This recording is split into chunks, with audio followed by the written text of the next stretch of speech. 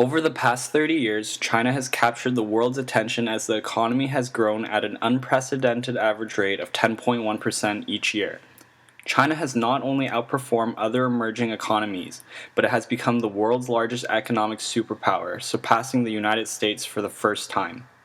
While China's climb has been extraordinary, it has been plagued with controversy, especially around their exchange rate regime, for China is the only economy of its size to utilize a fixed exchange rate.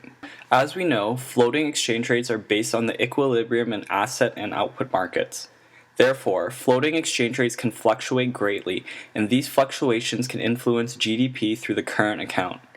However, floating exchange rates are a relatively modern monetary policy. Prior to the gold standard collapse in 1971, most countries maintained a fixed exchange rate system. Under fixed exchange rates, the domestic government intervenes in the market to maintain a particular exchange rate. To do so, they use reserves to manipulate supply and demand to keep the exchange rate constant. This stabilizing policy removes exchange rate risk and eliminates the need for financial derivatives on exchange rates. It also greatly influences the capital account by distorting relative prices. For example, if a country undervalues its currency, it can artificially lower relative prices to ensure a product is competitive abroad, and it increases international demand for domestically produced goods, which boosts GDP. This is why China's fixed exchange rate has been so controversial. While their fixed exchange rate has been conducive to growth by reducing economic instability, the value at which China's currency is fixed at is believed to undervalue their currency. This belief is well supported by the real effective exchange rate and Big Mac indices. Critics claim that undervaluing their currency, the yuan, has given China an unfair advantage in the international marketplace.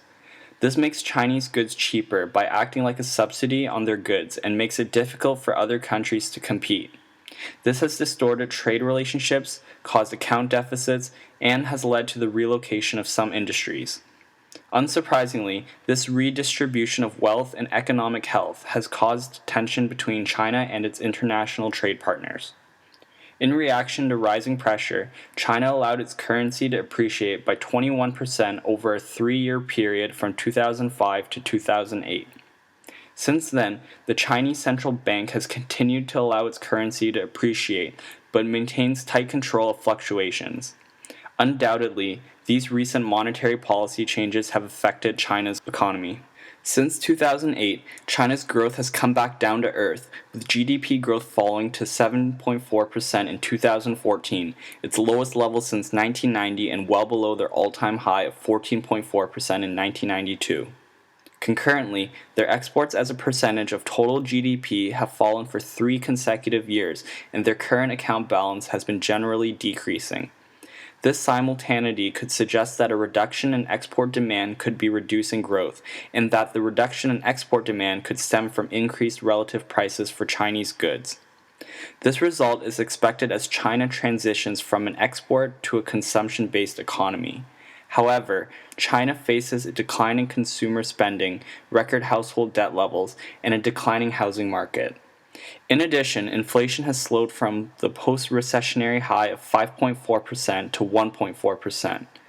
These issues could be addressed by monetary loosening to decrease real interest rates. However, with their currency pegged against the US dollar, China is essentially importing America's monetary policy and has limited flexibility to implement appropriate policies.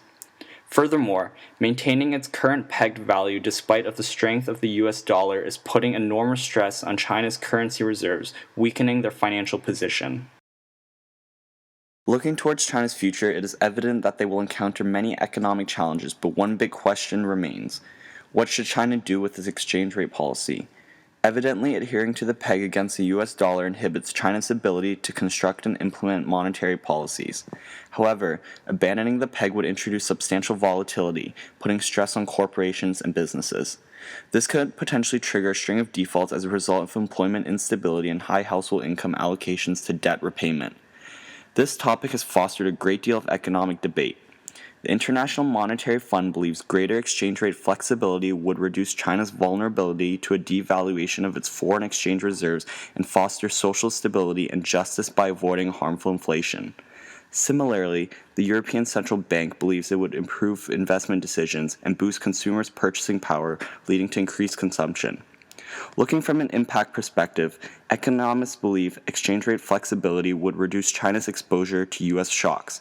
However, it is expected to have mixed effects in Asia due to their vertically integrated supply chain. In light of the differing economic perspectives, we believe that China would benefit most from moving towards a more flexible exchange rate regime.